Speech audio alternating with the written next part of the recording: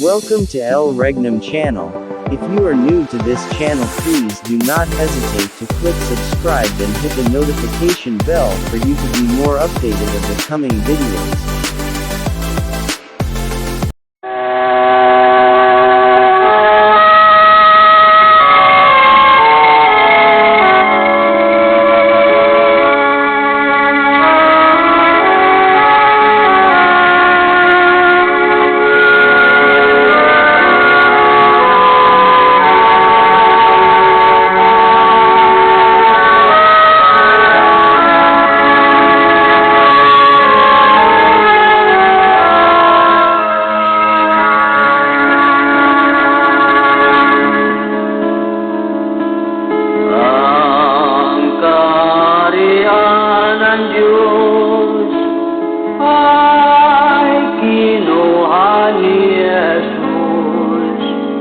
Sa lumang Jerusalem, sa bayang Huda Israel, at kanyang ibinigay sa bansang narubungan sa Diyos na kay Kristo na pananampalataya. Ang kaharian ng Diyos ikinugli ni Jesus. Hanapin natin ang bagong Jerusalem. May palatandaan ang malayong silangan, mga puno ng dagat, itong bansang Pilipinas. Sa lupang inirang ang ating tahanan, doon si Kristo maghari na walang hanggan. Tayo'y umasa at sumampalataya. Doon wala nang gutom at wala nang ang pagluluha. Sa lupang inirang ang ating tahanan, doon si Kristo maghari na walang hanggan. Tayo'y umaasa at sumampalataya. Doon wala nang gutom at wala nang pagluluha. Doon wala nang gutom at wala nang pagluluha.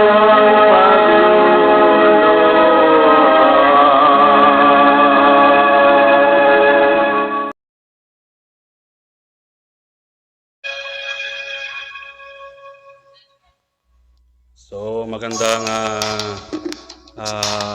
hapon po ng magandang araw po.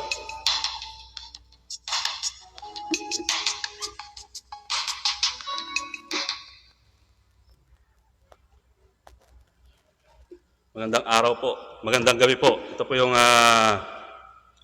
live po namin. Dito nga po ngayon dito sa probinsya po ng Isabela. So mga kapatid, Ganap na ang 2,000 taon na sukat ng panahon sa pagbabalik ni Kristo sa sanlibutan. At tayo'y nakapasok na sa 1,000 taon na si Kristo ay magkahari kasama ng kanyang mga bayan. Para masubaybayan natin ang buong katotohanan na buo ang programa ng The Kingdom of God sa palatuntunang consummatum est, na ang ibig sabihin ay natapos na ang lahat. Sabihin ko sa inyo na consummatum est sapagkat natapos na ang mga gawain ng Diyos sa pagkatapos ng 2,000 taon ni Kristo, na ito rin ang pagkatapos ng 6,000 taon mula nang nagkasala si Adam. Sa ika-6 na 1,000 taon ay natapos ng Diyos ang kanyang gawang ginawa, at sa ika-7,000 taon siya ay nagpahinga. Gayon din sa pangalawang sanglinggo ay natapos na ang ika-6,000 taon, at tayo'y narito na sa ika-7,000 taon na kapahingaan ng Diyos. Dahil dito, kinakailangan sa mga tao ang paghahanda para mabago ang sarili nang sa gayoy hindi na maibalik ang nangyari ni Adam, na habang nagpapahinga ang Diyos, si Adam ay nagkasala noong unang panahon. Ngayon ay naitatag ang kaharian ng Diyos na handang papasukan ng mga taong nakasumpong ng katwiran ng Diyos. So magandang gabi po sa ating lahat, Luzon, Visayas at Mindanao. So nandito naman kami mga kapatid sa gabing ito upang ipaliwanag nga po at ipangaral po ang aral po ng aming mahal na Supremo. Walang iba kundi si mahal na Haring Pilimon Ondoc Reambunanza, na siya po ang founding chairman ng The Kingdom of God.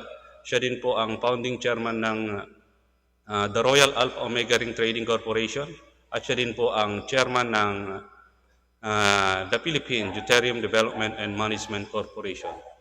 At siya din po ang discoverer ng The Philippine New Life Therapeutic Massage dito sa bansang Pilipinas. At siya din po ang author ng libro ng Nunc Me Tangere, o sa English, Touch Me Now. So, aming pong ipinapakilala ang aming dakilang guro, walang iba kundi si mahal na Haring Pilimon Ondoc Reambunanza. Magandang gabi po, mahal na Hari. At sa lahat po ng mga spiritual mothers na nakapalibot po sa kanya ngayon, na nasa Purok, New Jerusalem, Rizal Shrine, Talisay, Dapitan City, Zamboanga del Norte. Magandang gabi po sa atin lahat dyan, mga mahal naming Reyna na nandun po ngayon sa Central Office sa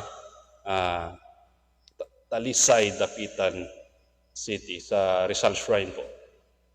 At sa aming mahal na Prince Rocky Reambunanza, na siya pong Chairman President ngayon ng The Kingdom of God, at siya din po ang Chairman President ng The Royal Alpha Omega Ring Trading Corporation, at sa kanyang kapatid na si Haring Adolfo Reambunanza, na siya pong President ng The Philippine Deuterium Development and Management Corporation, at siya din po ang President ng The Philippine New Life Therapeutic Massage. At sa mga 12 tribes, sa mga 12 disciples, sa mga na kinabibilangan po ng aming regional king leader dito sa Region 2, walang iba kundi si Haring Edgar Palor Ligutum, na nandun po ngayon sa Central Office doon po sa Rizal Shrine, Dapitan City. At sa kanyang may bahay na si Reyna Rose Padillo, na nandun din po na kasama niya. At sa lahat po ng mga propeta, o mga 70 prophets, mga provincial leaders dito sa Luzon, Visayas, Mindanao, magandang hapon, magandang gabi po sa ating lahat. At sa lahat po ng mga municipal leaders dito sa bansang Pilipinas, dito sa loob ng kaharian ng Diyos, magandang gabi po sa ating lahat. At sa lahat po ng mga barangay leaders, at sa lahat po ng mga coordinators dito po sa itinatag ng ating mahal na guro, ang dalawang kumpanya po na itinayo po niya, ang The Royal Alpha Omega Ring Trading Corporation at ang The Philippine Deuterium Development and Management Corporation. So magandang hapon din po sa ating lahat mga minamahal naming mga coordinators dito sa dalawang kumpanya ng itinatag ng ating mahal na guro, si mahal na Haring Filimon Ondob Carayam Bunansa. Magandang gabi po sa ating lahat. So bago po ako magsimula, ay gusto ko munang magpakilala sa inyo. Ako nga po pala si Haring Ruel Agustin ng probinsya po ng Isabela. So ako po ay isang provincial leader dito sa probinsya ng Isabela at ang aking hinahawakan po ay ang bayan po ng Ilagan, Santo Tomas, Delphin Albano at ang bayan ng Quirino dito sa probinsya ng Isabela. So, kasama ko po ngayon si Haring Roger na Pagumpana na naka-assign din po dito sa isang bayan dito sa Quirino Province. So, nandito po siya ngayon kasama ko upang ipamahagi po yung ipangaral, yung aral po ng ating Panginoon Hesukristo mula pa nung kinuha niya nga ang karya ng Diyos dun sa bansang Israel, specifically dun sa Jerusalem. So, yun po yung aming mission na ating mission din bilang isang tao. Kasi sabi sa atin, ang utos sa atin ng ating Panginoong Diyos na sa banal na kasulatan sa San Mateo 6:33 na datapwat hanapin muna ninyo ang karya ng Diyos at ang kanyang katwiran at ang lahat ng mga bagay na ito ay pawang idaragdag sa inyo. So yun po yung isang napakalaking utos po sa atin ng ating Panginoong Diyos na hanapin nga po muna natin ang karya ng Diyos at ang kanyang katwiran. So bago natin makakamtan yung ating minimithi na karagdagan. So, nandyan na po yung buhay, yung karagdagan sa material, at lahat-lahat na po. Kasi, dyan po, yung, makukuha natin yung ating minimithi na buhay na walang hanggan. So, ang tanong lang nga po, nahanap na po ba natin? So, yun po yung katanungan natin ngayon, at ating sasagutin at kami tutulungan namin kayo upang maibigay namin yung kasagutan kung nasaan nga ba yung karya ng Diyos sapagkat pinapahanap sa atin. So ibig sabihin, ang karya ng Diyos ngayon ay nawawala. Ibig sabihin para bang kinuha ibig sabihin hindi pa nakikita ng mga iba. So, nandito kami ngayon upang ibigay sa inyo kung saan nga ibinigay yung karya ng Diyos. Sapagkat yung karyaan muna ng Diyos ang ating dapat unang hanapin. Bago natin mahanap din yung katwiran. So, kasi magkasama talaga yan. Hindi pwedeng magkahiwalay yan. So, ano ba yung kwento ng karya ng Diyos? So, bago tayo magsimula, na hanapin yung karya ng Diyos, kailangan muna natin ng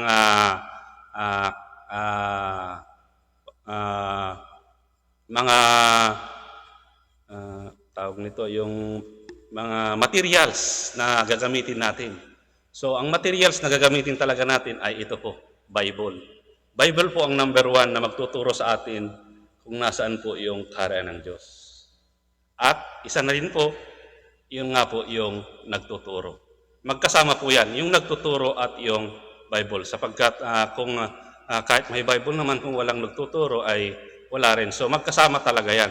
Hindi pwedeng yung Bible lang kasi hindi naman may papaliwanag. Kaya nga, meron yung mga inaralan, yung mga banal, ayon sa Colosas 1:26 na binigyan ng ating Panginoong Diyos ng mga lihim. So, ang Diyos lang ang nakakaalam ng lahat. Ngunit meron siyang mga pinabanal na inaralan mismo. At sila ang magbibigay ng mga kasagutan na ayon din po sa ating Panginoong Diyos. So kailangan din natin ng banal na kasulatan. Kailangan talaga natin to. So dito sa banal na kasulatan ay mayroong mga factors na i-consider tayo. So ibig sabihin, ito ay napaka nahiwaga. So ibig sabihin kasi pag hindi mo talaga maintindihan to, kasi ang mga salita dito ay kadalasan yung mga matatalinhagang salita. So kailangan natin yung sabi ng aming guro na yung 4 factors of the Bible upang mahanapan natin yung hinahanap natin na kaharian ng Diyos. So ang una nating factors dito sa Bible ay ito po yung prophecy. So ito po yung prophecy, ito po yung mga nakasulat mismo dito sa banal na kasulatan na nangyari na o di kaya nang nangyayari pa lang o di kaya yung mangyayari pa sa future. Ayan po yung ibig sabihin ng prophecy. So meron din po yung pangalawa ay ito po yung history. Ito naman pong history, ito po yung mga written records. Ito pong mga history talaga, hindi lang po yung kwento-kwento. Nakatala talaga, mababasa mo talaga sa libro. Ito po yung ibig sabihin ng history. So kailangan po din natin yung history upang makita natin kung akma yung ikot sa mundo base dito sa sulat dito sa banal na kasulatan.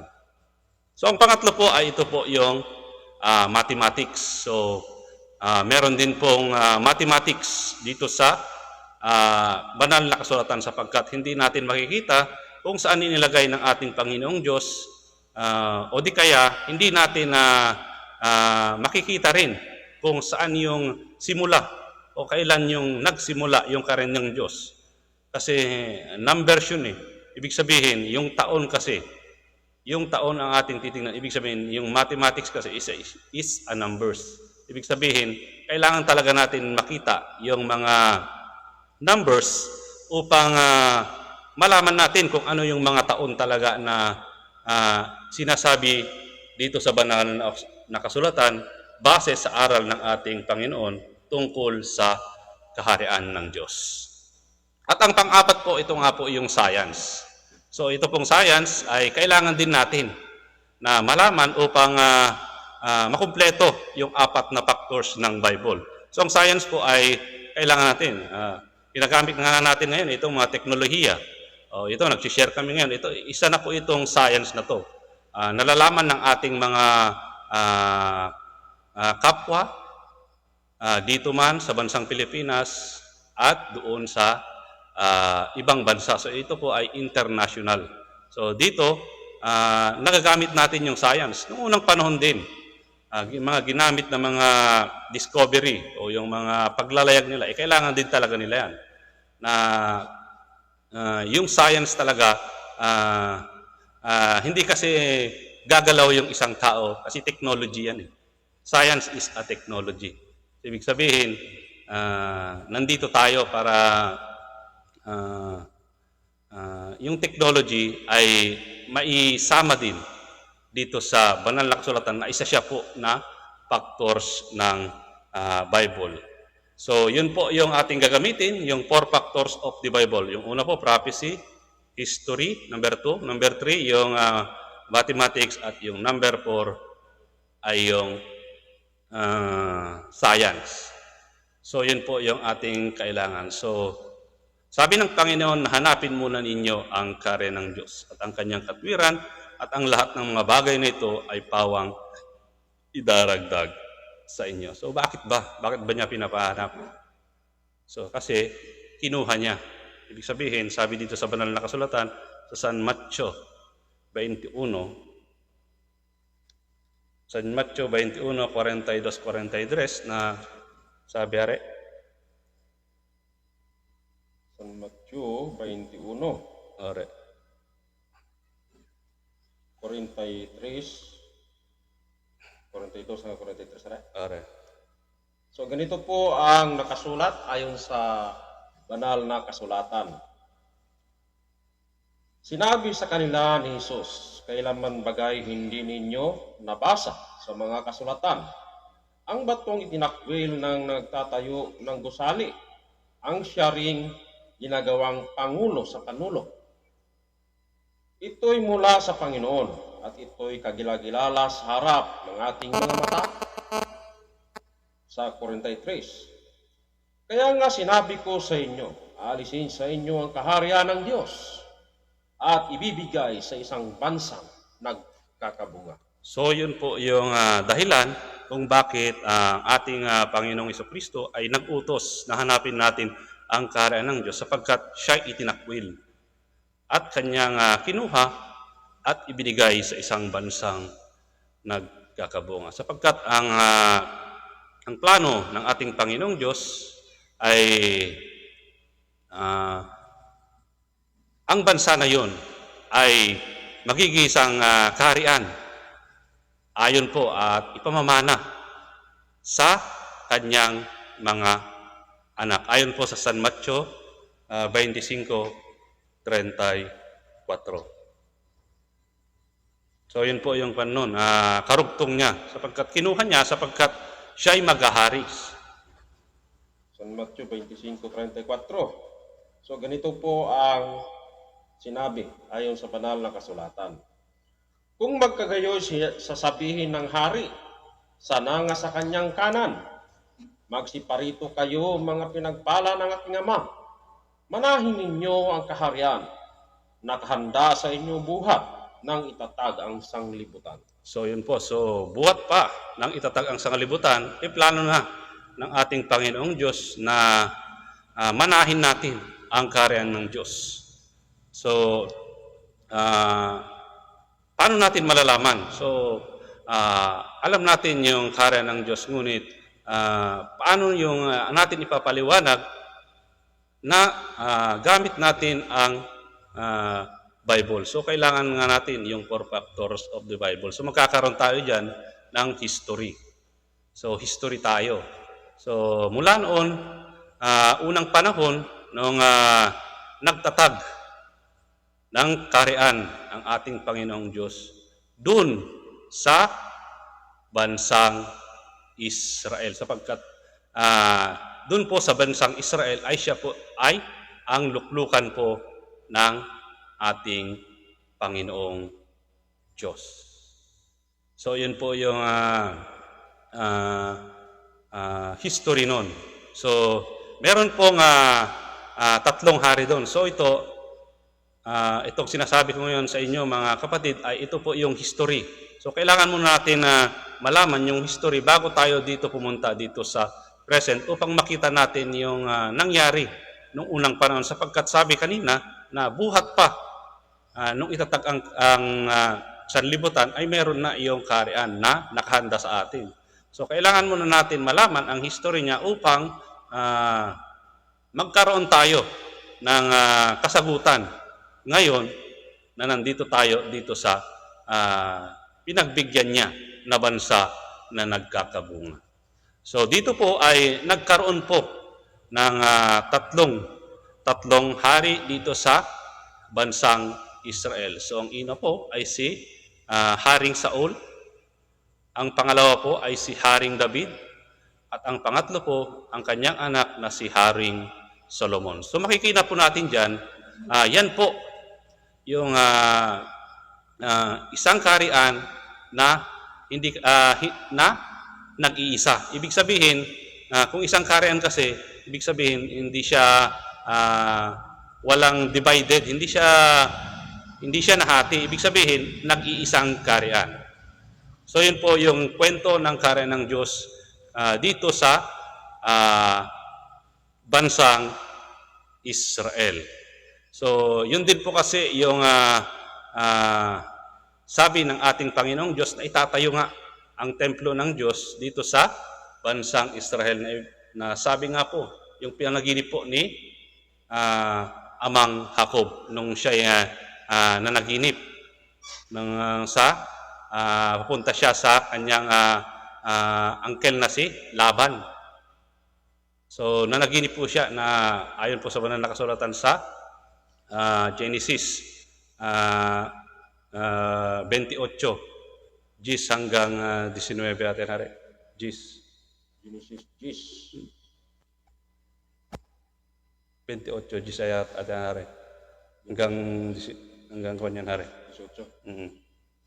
So ganito po ang sinabi sa banal na kasulatan.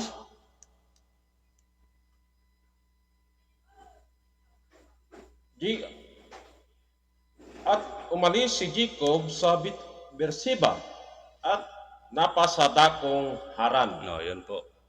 Tuloy. Sige hari. Sa 11, at dumating sa isang dako at nagparaan ng buong gabi roon sapagkat lumubog na ang araw at kumuha ng isa sa mga bato sa dakong yaon at inilagay sa kanyang ulunan. At nahiga sa dakong yaon upang matulog. Sa 12, at nanaginip at narito ang isang hagdan na ang puno ay nasa lupa at ang dulo ay umaabot sa langit. At narito ang mga anghel ng Diyos na magmamanhik, manaog doon.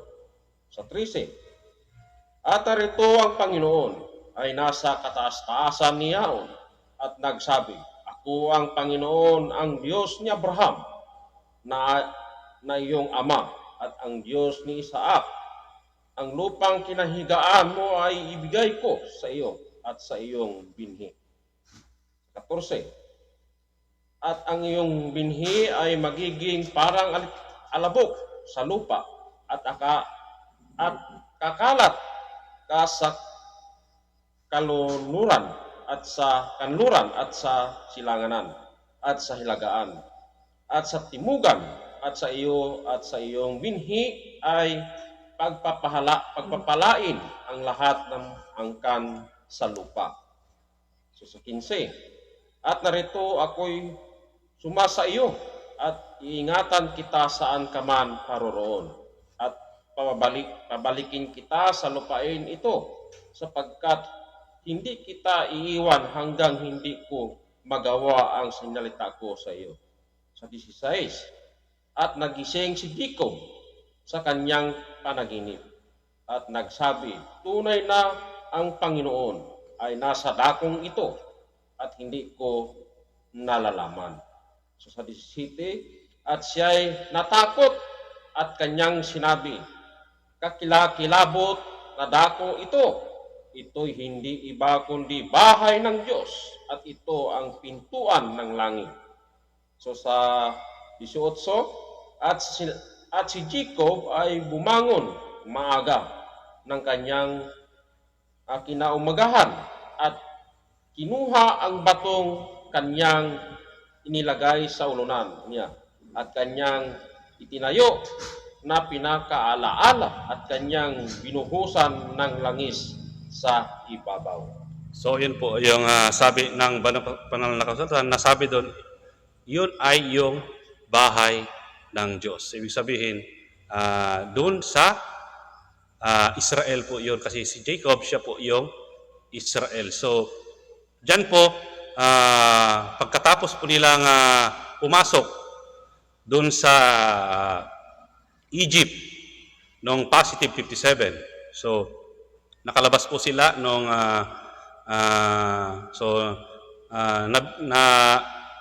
nakalabas po sila noong plus 430 years noong 487.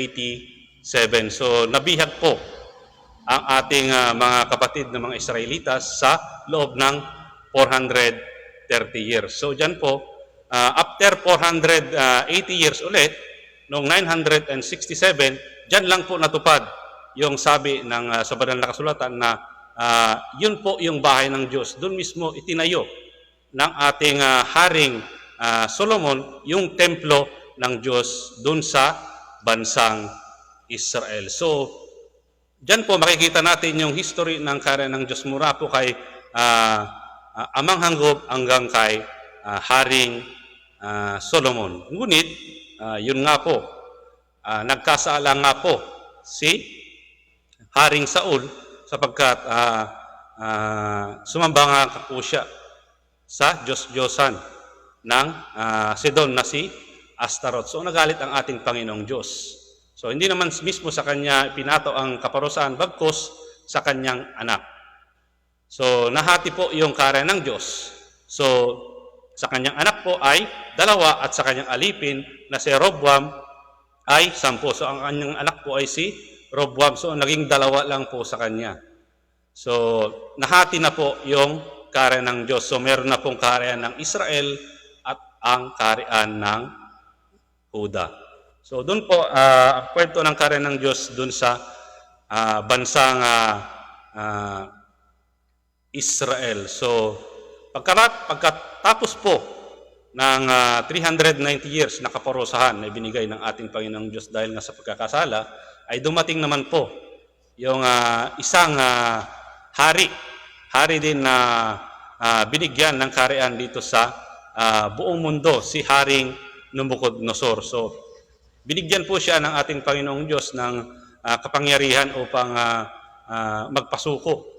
So siya po ay isang hari, ibig sabihin siya ay mabagsik, si Haring Nabucodonosor. So naghari po siya ng 70 years. So 70 years sana, ngunit nga pinaikli ng ating Panginoong Diyos ayon po sa San Mateo 24:22 na dahil sa mga hiran. So pagkatapos po niyan ay nag-end po yung kanyang paghahari sa taong 538. So noong 606 po siya simulang maghari sa bansang Babylonia. So dumating po ang bansang Babylonia dito sa buong mundo upang maging isang kaharian. So dito po ay meron pong sumunod din ang bansang Medo-Persia na ang hari po doon noong unang panahon ay si Darius ng Medes at ang hari po dito sa Persia ay si Ciro. So pagkatapos po niyan, ang 207 years, naghari po sila from 538 to 331 BC, so before Christ. So pagkatapos po nila ay dumating naman po ang paghahari ng mga Gresya sa pangunguna po ng hari doon na si Alejandro Magno o si Alexander the Great. So naghari po sila ng 163 years from 331 to 168 BC. So pagkatapos niyan ay naghari din naman po ang mga Romans, o mga Roma sa pamamagitan po ng mga hari doon na mga Caesar. So naghari po sila ng 644 years from 168 to 476. So bago po mangyari ang mga yan, noong hari pa po, si Haring Nabucodonosor ay meron na pong ibinigay sa kanya na panaginip ng ating Panginoong Diyos na hindi niya malaman nga. So meron siyang panaginip na yung panaginip niya ay isang malaking larawan na nahati nga sa 5. So ang ulo ay gold, yung kanyang dito banda, pakibasa na lang hari, sa Daniel 2:31 hanggang 35. Daniel 2. So ito po yung panaginip ni Haring Nabucodonosor noong siya po ay hari dito sa Babylonia at ipinakita po sa kanya. Nagkaroon na po siya ng vision na magkakaroon nga ng 5 kaharian dito sa buong mundo. So ganito po ang mababasa. Ikaw o hari, nakakita at narito ang isang malaking larawan. Ang larawang ito na makapangyarihan at ang kanyang kakinangan ay mainam at tumayo sa harap mo at ang anyo niya ay kakila-kilabot. Tuloy tayo. Yari, ng 35. So sa 32, tungkol sa larawang ito, ang kanyang ulo ay dalisay na ginto. Ang kanyang dibdib at ang kanyang mga bisig ay pilak. Ang kanyang tiyan at ang kanyang mga hita ay tanso. So sa 33, ang kanyang mga binti ay bakal, ang kanyang mga paa ay isang bahagi ay bakal, at isang bahagi ay putik na luto. 34. Iyong titingnan hanggang sa may natibag na isang bato, hindi ng mga kamay na tumama sa larawan sa kanyang mga paang bakal at putik na luto, at mga yaoy binasag. Sa 35, nang magkagayoy ang bakal, ang putik na luto, ang tanso, ang pilak at ang ginto ay nagkaputol-putol na makakasama at naging parang dayami sa mga giikan sa tag-araw at tinangay ng hangin na walang dakong kasumpungan sa mga yaon, at ang bato na tumama sa larawan ay naging malaking bundok at pinuno ng buong lupa. Sa 36. 35 lang, Hari. So, maraming salamat, Hari. So, yun po yung sabi ng banal na kasulatan patungkol nga po dito sa panaginip ni Haring Nabucodonosor. So, yun po ay binigay po ng isang bihag na Israelitas na si Propeta Daniel. So kasama niya po si Anania, Misael at Azaria. So ayan po yung ipinaliwanag nila sa panaginip ni Haring Nabucodonosor sapagkat hindi niya maaninaw kasi talagang nawala. Pagkagising niya ay wala talaga. So kumuha siya ng mga manghuhula. So pag hindi nahulaan ay kanyang pinapatay. So, yun po yung sabi ng Panginoon na ipinakita ng Panginoon kay Propeta Daniel. So, yun po, dun po, nahati po yung 5. So, ibig sabihin, ang kanyang ulo po ay ang bansang Babylonia. Pangalawa po ay ang bansang Medo-Persia. Pangatlo po ay ang bansang Greece.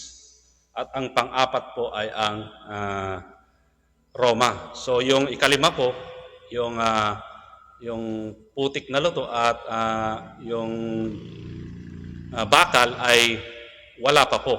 So ibig sabihin, question mark yan.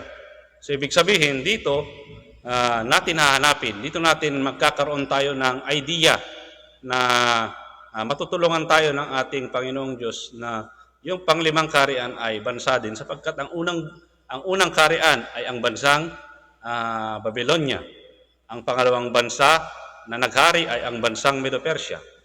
Ang pangatlong bansa na naghari dito sa buong mundo ay ang bansang Gresya. At ang pang-apat na bansa na naghari dito sa buong mundo ay ang bansang Roma. So yung panglima, dito 4 na bansa. Yung panglima kaya bansa din kaya?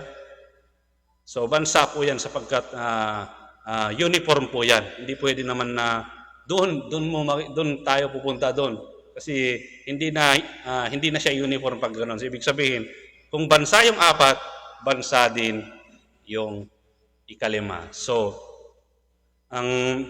dito sana sa ikalimang kaharian sana ay itatatag doon sa bansang Israel, specifically doon sa Jerusalem. Ngunit hindi naman po tinanggap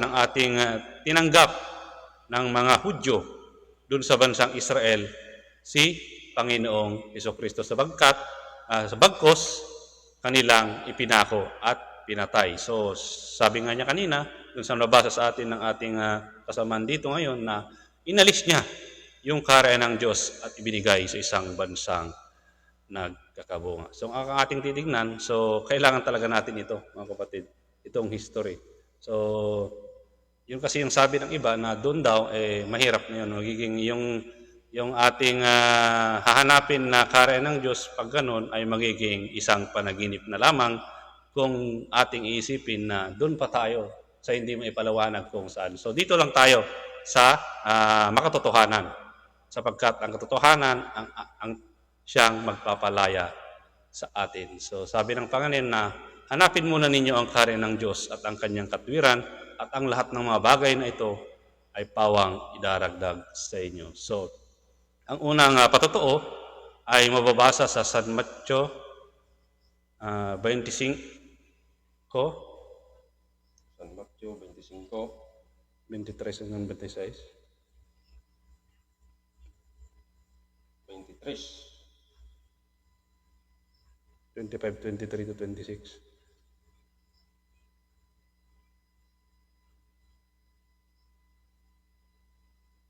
Ano? San Mateo 23, 25.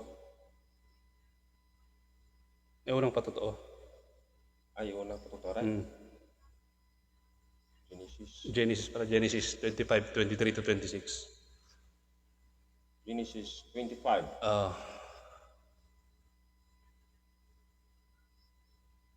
So, ganito po ang nakasulat sa banal na kasulatan ayon po sa sinabi ng Diyos. At sinabi sa kanya ng Panginoon, 2 bansa ay nasa iyong bahay bata, at 2 bayan ay paghihiwalayin mula sa iyong tiyan. At ang isang bayan ay magiging malakas kaysa isang bayan, at ang matanda ay maglilingkod sa bata. Sa 24, at nang matupad ang mga araw na kanyang kapanganakan, narito, kambal sa kanyang bahay bata. Sa 25, at ang unang lumabas ay mapula, na buong kataway parang mabalahibong damit, at siya ay pinangalanang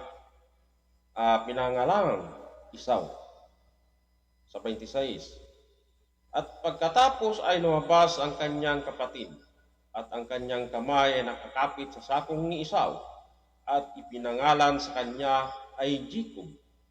At si Isaac ay may 60 taon na, nang sila ay ipinanganak ni Rebecca.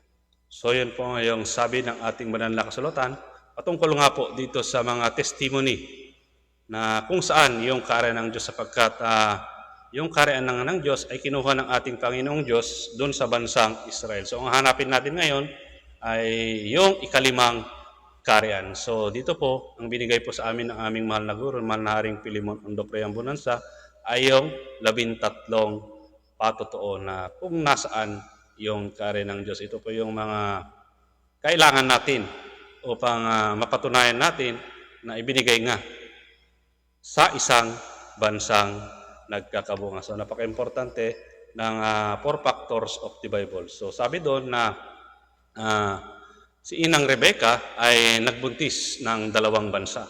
So kung ating isipin, kung literal yon ay hindi naman pwede. So ayon po sa aming mahal na guro, ang Rebecca ay siyang daigdig. So nandito na po tayo sa history. So punta mo tayo sa history. So kung ating titignan, yun yung nakatugma talaga, sapagkat hindi naman pwedeng magbuntis yung isang asawang babae ng isang bansa. So ibig sabihin, daigdig talaga yung kailangan na magbubuntis. So si Inang Rebecca ay siyang daigdig. So kung buntis yung isang babae, ay kailangan din natin ng partera. So kukunin natin ang bansang Spain, sapagkat ang bansang Spain po ay 2 lang po ang kanyang na-discover dito sa kanilang pagdi-discover dito sa buong mundo. So dyan po ay meron po silang mga manglalayag, si Ferdinand Magellan at si Christopher Colombo. So yun po yung ating kailangan na mga tao at mga bansa. So kung ang babae, sa literal, yung babae ay manganganak ng tao. Dito naman, sa atin, dito sa patotoo, dito ipapanganak yung kanyang 2 bansa via discovery. So kung tao ay via delivery. Dito naman, sa bansa ay kailangan natin ng discovery. So kailangan maglalayag yung ating partera upang makita niya yung dalawang magkapatid na si Esau at si Jacob. At noong October 12, 1492 nga po ay naglayag nga po ang bansang Spain at nakita nga po nila ang unang anak ng inang Rebecca na si Edom or si Esau na mababasa sa Genesis 36:8. So ganito po ang nakasulat. At tumahan si Esau sa bundok ng Seir. Si Esau ay siyang Edom. So, si Esau ay siyang Edom. So, kung ating titignan mga kapatid sa world map o di kaya sa dictionary, ang salitang Edom po ay siyang Amerika. So, yun po. Lumabas na po ang unang kapatid o unang anak ni Inang Rebecca na sabi doon na mapula at mabalahibo at mas malakas kaysa kanyang kapatid at maglilingkod sa kanyang kapatid. So, dyan po ay lumabas na ang kanyang kapatid na si Esau. So, ang pangalawang discovery po ay naglayag din po ang bansang Spain po sa silanganan noong March 16, 1521. At na-discover nga po nila o napanganak ang pangalawang anak ni Inang Rebecca na si Jacob na mababasa po sa Genesis 32:28. So ganito po ang nakasulat. At sinabi niya, hindi natatawagin Jacob ang iyong pangalan, kundi Israel, sapagkat ikaw ay nakipunyagi sa Diyos at sa mga tao, at ikaw ay nanay. So, yun po. So, hindi na po tatawagin is Jacob, kundi Israel sapagkat siya'y nanaig. So, wala naman pong ibang bansa dito sa buong mundo na discover noong March 16, 1521, kaya kundi bansang Pilipinas. Kaya nga napaka-importante yung history. History, ibig sabihin yung mga naisulat. At naisulat lang po na na-discover noong March 16, 1521 ay ang bansang Pilipinas. So, from that time, 2 years after, ay ang bansang Pilipinas po, noong April 14, 1521, ay naging isang isang Kristiyanong paniniwala or Philippine is a Christian country. Sa pamamagitan po ng pagbabautismo ni Father Pedro Valderrama ng 800 na katao, 400 na lalaki at 400 na babae. So, dyan po natupad po ang sabi ng banal na kasulatan na yung bansa ay nagkakabunga. Ibig sabihin, yung nagkakabunga ay naniniwala na si Panginoong Diyos ay siyang Kristo. So, alam naman po natin na dito sa bansang Pilipinas, almost 95%. So, konti lang yung hindi naniniwala na si Panginoong Hesus ay siyang Kristo. So, dito, patunayan natin na nalaman na natin kung saan yung bansang nagkakabunga. So, sabi doon kanina, babalikan natin ang banal na kasulatan na maglilingkod sa bata. So, wala po naman pong pumunta mismo. Noong unang panahon, noong World War I or World War II, na humingi ng tulong sa bansang Amerika upang tulungan ang bansang Pilipinas sa pagkakasakop. So, usa po yung bansang Amerika na tumulong dito sa bansang Pilipinas upang matupad yung sabi sa banal na kasulatan na maglilingkod sa bata. Ibig sabihin, yung Amerika ay naglingkod sa mas batas. Ang pangalawa ay yung mapula at mabalahibo. So, alam naman po natin na yung mga Amerikano ay kung nainitan ay makikita natin na talagang napakapula. So, yun po yung ating patotoo na yung kasi ito talinhaga, ibig sabihin yung ating sinasabi ngayon yung mga propesiya ng ating Panginoong Diyos. So, isa pa is mas malakas. So, alam naman po natin na mas malakas po talaga yung Amerika kaysa sa atin. Sapagkat nung gera, yung bansang Amerika may mga baril, may mga kanyon, pero sa atin, wala. Yung mga tabak lang, yung mga tirador. So, yun po, napapatunayan natin na yung prophecy. Yun po yung sinabi sa amin ng aming mahal na guro na patotoo na dito sa bansang Pilipinas, ibinigay yung bagong kaharian ng Diyos na nagkakabunga. So, hindi po ako natatakot o nahihiya na ang bansang Pilipinas nga ang napili ng ating Panginoong Diyos na pagbigyan ng bagong kaharian ng ating Panginoong Diyos. So, mapalad po tayo sapagkat tayong mga Pinoy, tayo ang maghahari. So, tayo yung pinagbigyan ng mana. Mula pa nung itatag yung kaharian ng sanlibutan. So, yung kaharian ng Diyos ang ipapamana sa atin, mga kapatid na Pilipino. Tayong lahat dito sa bansang Pilipinas. So, una pa lang po yon na ibinigay ko. So, naibigay ko po yung history ng kaharian ng Diyos mula po kay Amang Jacob, yung bansang Israel, hanggang sa 5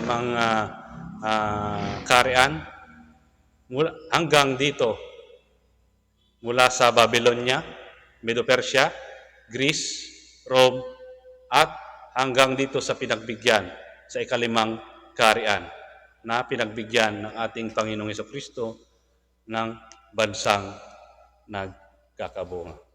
So, ang pangalawa pong patotoo ay mababasa po sa Isaiah 2:4.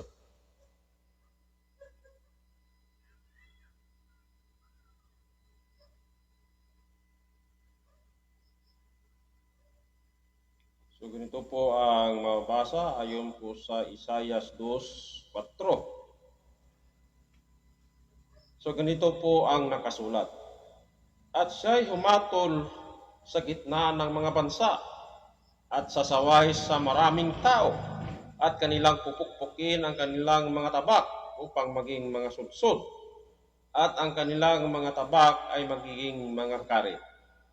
Ang bansa ay hindi magtataas ng tabak laban sa bansa o mangangaral pa man sila ng pakikipagdigma. So yun po yung nabasa dito sa banal na kasulatan. Ito po yung pangalawang patotoo na mabasa sa Isaiah 2:4 na yung isang bansa ay hindi magtataas ng tabak laban sa bansa, mangangaral pa man. So yung pagbibigyan ng ating Panginoong Diyos ng kaharian ng Diyos, hindi mangangaral. Ibig sabihin, merong batas na ibibigay kung sino man yung presidente na nandun. So, ating papatunayan. So, via history. So, noong 1935 po, noong kapanahonan po ni Presidente Manuel Quezon, meron po siyang ibinibang batas, yung Article 2, Section 3, na sabi doon na the Philippines renounces war as an instrument of national policy, adopts the generally accepted principles of international law as part of the law of the land. So yun po yung sabi doon sa Banal na Kasulatan na hindi kailanman magtataas ng hindi man kailanman mangaral yung ating bansa sa pakikipagdigma. So after that, 35 years from Manuel Quezon to 1970, 35 years. So, 1935 plus 35 years is 1970. So, ang presidente po dyan ay si Ferdinand Edralin Marcos, si Apo Macoy. So, Ferdinand Marcos. So, siya po ay meron din pong ibinabang batas Yun din po, yung Article 2, Section 3, nga lang ay dinagdagan niya. The Philippines renounces wars as an instrument of national policy, adopts the generally accepted principles of international law as part of the law of the land, and adheres to the policy of peace, equality, justice, cooperation, and amity with all nations. So, pakikipagkaibigan lamang po ang gusto ng ating bansa dito sa buong mundo. So, yun po yung dalawang batas na ibinigay po ng ating dalawang pangulo dito sa bansang Pilipinas na tugma dun sa sabi ng banal na kasulatan na yung bansa ay hindi tataas ng tabak laban sa bansa at o mga ngaral man ng pakikipagdigma. So sabi pa doon na yung tabak gagawing sudsod at yung sibat gagawing kari. So nangyari po ito nung nagkaroon po ng martial law noong September 1972. So, dyan po ay naghulog po ay nagbaba po ng batas si Pangulong Ferdinand Marcos na magkakaroon nga po ng batas militar na kung saan lahat po ay magkakaroon po ng batas na martial law. Na kung saan po meron po siyang binangbang batas na lahat po ng mga baril na walang lisensya ay uhuliin or kukunin ng gobyerno. So, kinuha nga po. So, madami. Nakita ni First Lady noon na maraming mga baril na nakumpiska. So, at nakita niya na maganda talaga yung mga bakal. So, matitibay talaga. So, napaisip niya na gawin na lang na mga gamit pambukid. So, natupad po yung sabi ng banal na kasulatan na yung tabak ginawang sudsod at yung sibat ginawang karet. Ibig sabihin, yung mga panlaban, yung mga pangyera ay ginawang mga pambukid na lamang. So, dyan po napapatunayan natin na pinapatotohanan natin na dito lang po sa bansang Pilipinas nangyari ang mga lahat ng mga yan. So mapalad po tayo na ibinigay dito yung kare ng Diyos at hindi po ako natatakot o nahihiya na sasabihin sa inyo na ang bansang Pilipinas ang siyang the chosen nation, pinakaswerte sa lahat ng bansa sapagkat dito ibinigay ang kare ng Diyos na kinuha mula sa bansang Israel. So mga kapatid, hanggang doon na lang po ang aking pagpapaliwanag ng kare ng Diyos. Meron naman po akong kasamaan dito upang siya po rin po ang magtuloy ng mga patotoo. Patungkol nga po dito sa turo ng aming mahal na guro, walang iba kundi si mahal na Haring Filemon Ondo Crea Munganansa. Patungkol nga po dito sa binigay sa atin na aral patungkol sa kare ng Diyos. So maraming salamat sa ating lahat. Ako po si Haring Roel ng provincial leader dito sa probinsya ng Isabela. Magandang gabi po sa ating lahat. Magandang unang araw ng sanglinggo sa ating lahat. So ibibigay ko na po ang mikropono sa ating isang hari dito sa probinsya ng Kirin.